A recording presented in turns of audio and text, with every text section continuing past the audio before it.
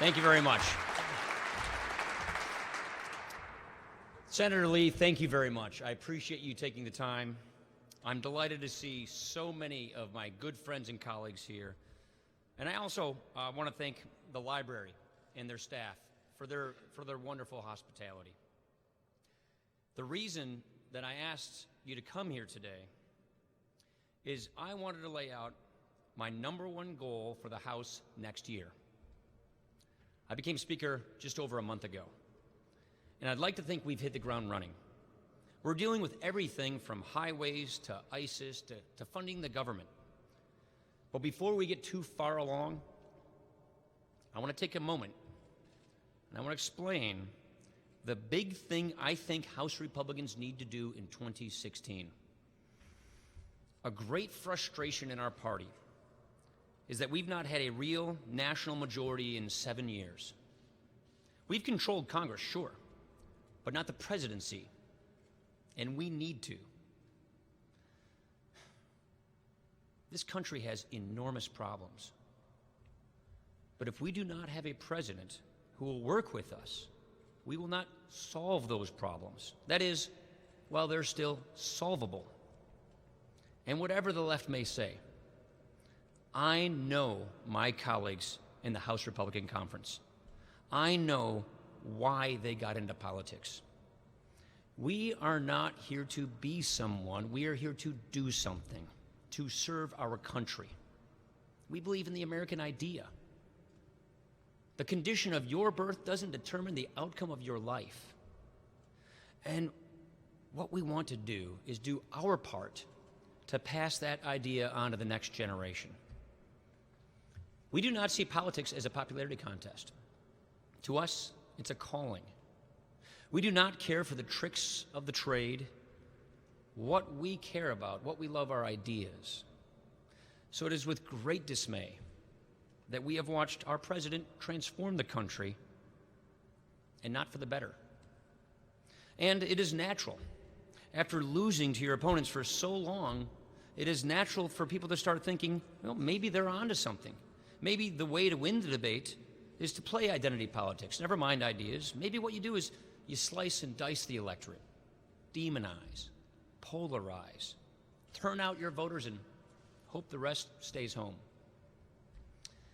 And I would say yes, it is possible that we could win that way, but to what end?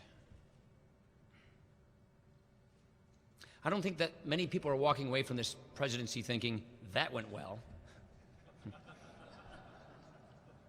We still have enormous problems. But now the country is divided. And the federal government has grown arrogant, it's grown condescending, and outright paternalistic. So I'd say what we have seen in the past 7 years is the illusion of success. The left may be good at tactics, but tactics are not solutions. They can win an election, but they can't win a mandate. They can make you popular, but they can't solve problems. They can help a party, but they can't save a country. So why in the world would we want to act that way? So if we want to save the country, if we want to do what we believe in, then we need a mandate from the people. And if we want a mandate, then we need to offer ideas. And if we want to offer ideas, then we need to actually have ideas. That's where the House Republicans come in. So our #1 goal for next year is to put together a complete alternative to the left's agenda.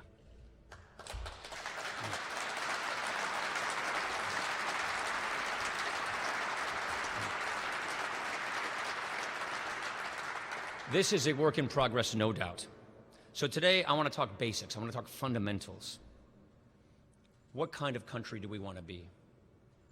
I do not presume to speak for all Republicans in all particulars, but after giving it a lot of thought, this is what I think a conservative vision looks like. We want America to be confident again. If you don't have a job, we want you to be confident that you can find a job and take it. If you do have a job, We want you to be confident that that job will pay well. We want students to know that all that school and all that debt will be worth it. We want seniors to know that all those years of hard work, all those years of paying taxes will be rewarded. Medicare and Social Security will be there for you when you need them. We want all Americans, when they look at Washington, to see spending going down, taxes going down, debt going down. We want to see progress, and we want to have pride. We want people to believe in our future again. We want a country where no one is stuck, where no one settles, where everyone can rise. And on the world stage, it is no different.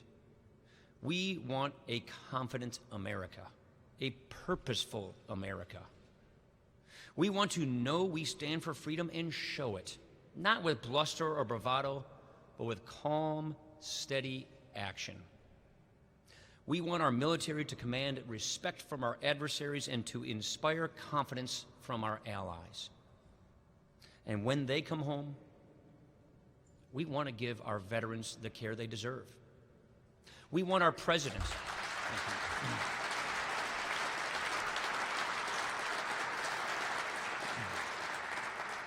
We want our president, whatever the party, to always keep an eye on our interests and never turn a blind eye to the truth. We want America to lead again. That is the America that we need. That is not the America we have right now. The people are not confident. They're downright anxious, and they have every right to be.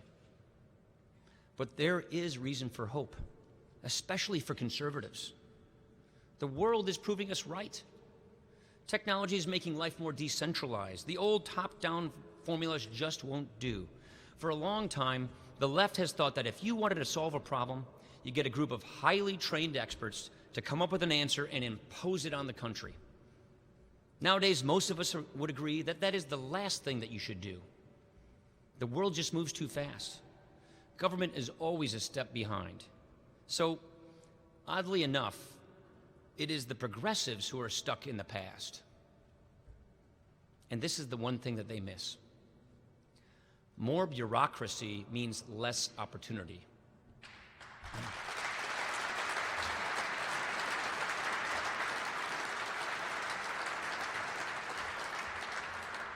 And I'll tell you why. Because big government and big business, they don't fight each other as much as they feed each other. This is how it works. Smart, talented people go into government thinking that the only way to fix a complicated problem is with complicated laws. Laws that only the people like themselves can understand. They make new bureaucracies. They put up all kinds of red tape. And then they go into the private sector and help businesses navigate the very maze that they created. If the insurance industry does not understand how Obamacare works, why not hire the person who ran it?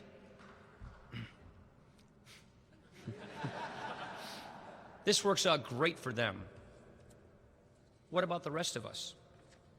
What about the people who can't get ahead because costs are too high? Or what about the people who don't create jobs because just the laws are too confusing? And so round and round the revolving door goes, all while the people are standing on the sidelines. That's how today's experts become tomorrow's cronies. And that's why we don't think government should bulk up the bureaucracy. We think it should break up the problems so that people can solve the problems themselves. Don't hire more bureaucrats. Don't leave it up to their discretion. Set clear, firm rules that all of us can live by. Rules that tell us what's expected and what's off limits. And then let the people go to work. To me, that is the conservative insight. Don't outsource to the bureaucracy, crowdsource. That kind of government would not only preserve equal opportunity, that kind of government would protect the dignity of the individual. Bad government tries to blunt what makes each of us unique. Good government defends it. Bad government tries to tie us all down. Good government frees us to be our best. And so, Is government important? Absolutely. It's essential. But there's no mistaking the field for the game. What government is supposed to do is create an environment where the individual can thrive and communities can bloom. In other words, government makes things possible, but the people makes things happen. Only government that sends power back to the people can make government and can make America confident again.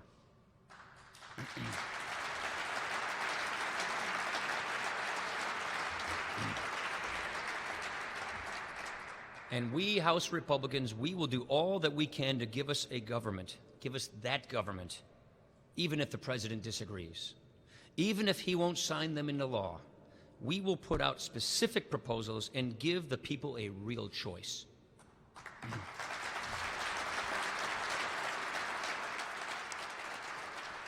And I don't mean just undo what the president has done as if we could time travel back to 2009. I mean show what we would do, what our ideal policy would be, looking forward to 2017 and beyond. We owe it to the country to offer a bold, pro-growth agenda, and that is what we are going to do.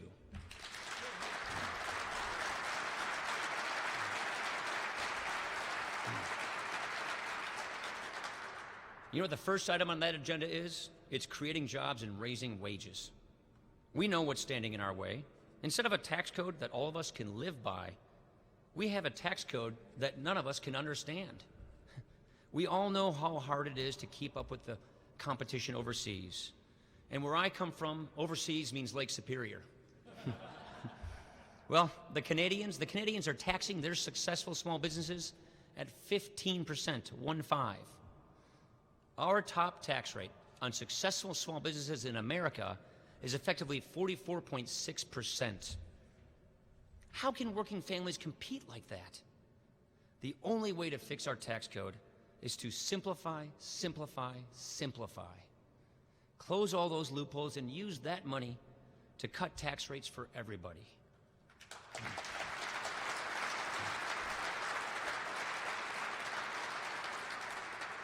Take the 7 tax rates we have now and collapse them into 2 or 3.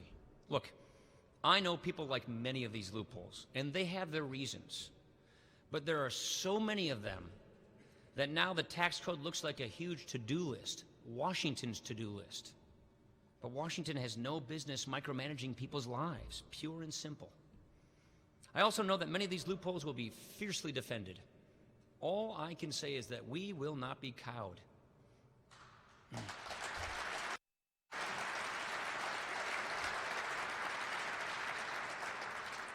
We are not here to smooth things over. We are here to shake things up. And I know that our Ways and Means Chairman, Kevin Brady, cannot wait to get to work. And this is the point. We want a tax code that rewards good work instead of good connections. When people know they will keep more of their own money, when they understand that they will enjoy the fruits of their labor, they will work more, they will save more, they will invest more, and create more jobs for all of us. And when there's more work to go around, more people will see their wages going up. But there's not much upside to getting a raise if the cost of living goes up too. There are many things to do, but most urgent is to actually repeal and replace Obamacare.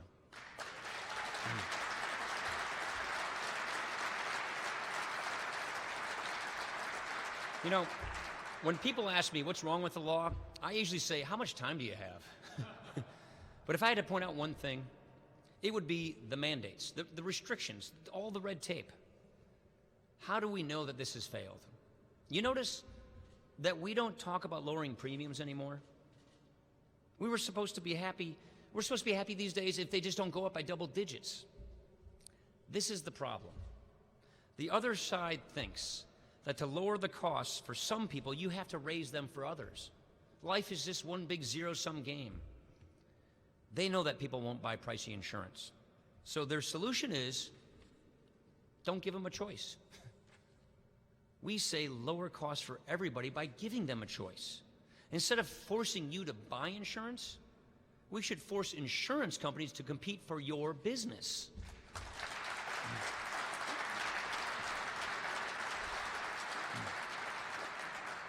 Why don't we just let people find a plan that works best for them and their families? And yes, help people pay for health insurance. I've long believed that we should offer a tax credit to help people pay for premiums, giving more to the sick, giving more to the old. There are a lot of other ideas out there. But what all conservatives can agree upon is this. We think government should encourage personal responsibility, not replace it. We think prices are going up because people have too few choices, not because they have too many. And we think this problem is so urgent that next year, we will unveil a plan to replace every single word of Obamacare.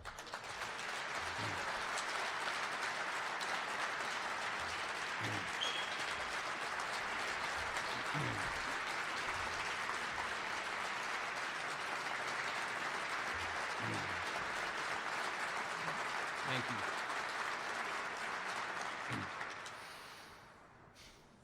Then, there are millions of people in this country who are just stuck in neutral. 6 million people have no choice but to work part-time. 45 million of our fellow citizens are living in poverty. Conservatives need to have an answer for this, because we do not write people off in this country. We just don't. But this is what happens. The federal government says, look, if you're going through a rough patch, we will pay for your food, your housing, your medicine, your heat, and on and on and on. You add them all up, and we have something like 82 different programs to help the people in need. And we're thinking all of these benefits are going to lift people up. But in fact, they end up holding people back. Because under the law, the minute you start making real money, the minute you start climbing that economic ladder, these benefits start to disappear, and they start to disappear really fast. Yes, you're making more money, but you're losing 80, 90 cents on the dollar in higher taxes and lower benefits. Say you're a single mom with one kid. You're making minimum wage. You're on food stamps. You're on Medicaid, housing assistance, other forms of assistance. And you hear about a job that pays you more. Should you take that job? The answer in this country should always be a resounding yes.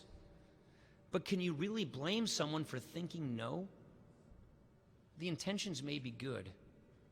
The results are really clear. We are trapping people in poverty in this country. We have to make sure that it always pays to work. In 1996, we created a work requirement for welfare. It was phenomenally successful. That was just one program. We have to fix all the others now. I'd combine a lot of them and send that money back to the states for better poverty-fighting solutions. Require everyone who can to work. Let states and communities try different ideas and then test the results. I have found that the poorest neighborhoods often are the most creative.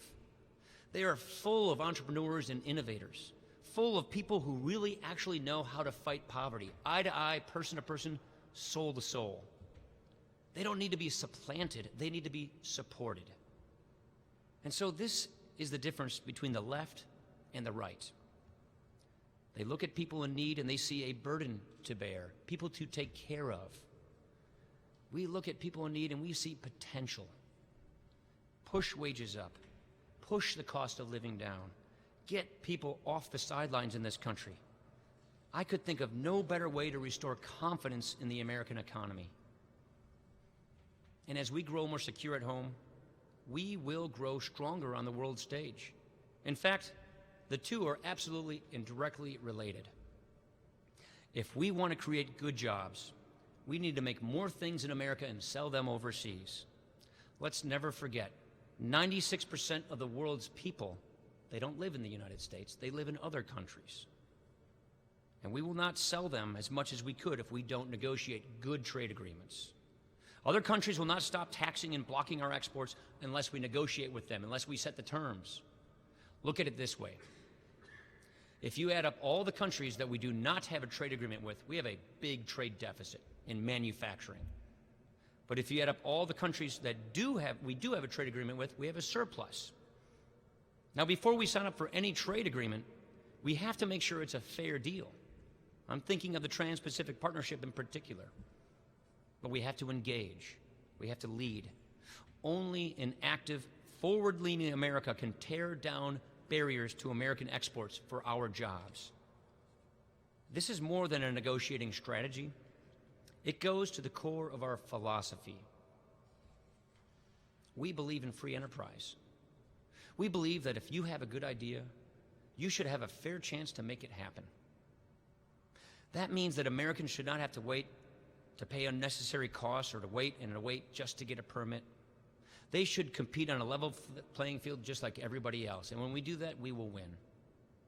I don't know why we would not fight for every job that's out there. I don't know why we would accept, or even worse, adopt other countries' corporate welfare when we know that our system of real free enterprise is better. There will not be a level playing field. There will not be free or fair trade unless we work for it. China is out there every day pushing for crony capitalism, their own version of corporate welfare. So it all comes down to this question. Are we going to write the rules of the global economy, or is China? I would also say that uniting our friends behind good trade agreements will enhance our national security. But of course, the biggest danger to our national security, it's much more straightforward. Our adversaries are not respecting us. Too many people think a warning from the United States is a hollow protest of a has-been. That has to change. We need to build a 21st century military.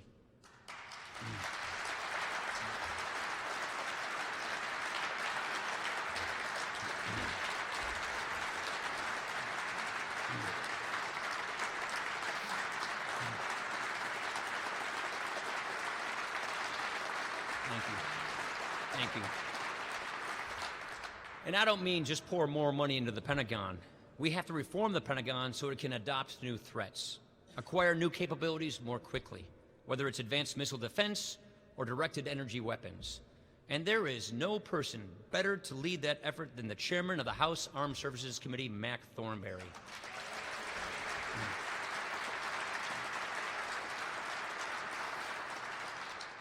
A strong America does not threaten the peace. A strong America is what protects the peace, and we need to act like it.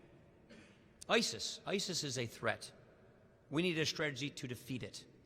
Our friends in Europe and Asia and in the Middle East, they're embattled. We need to give them our support.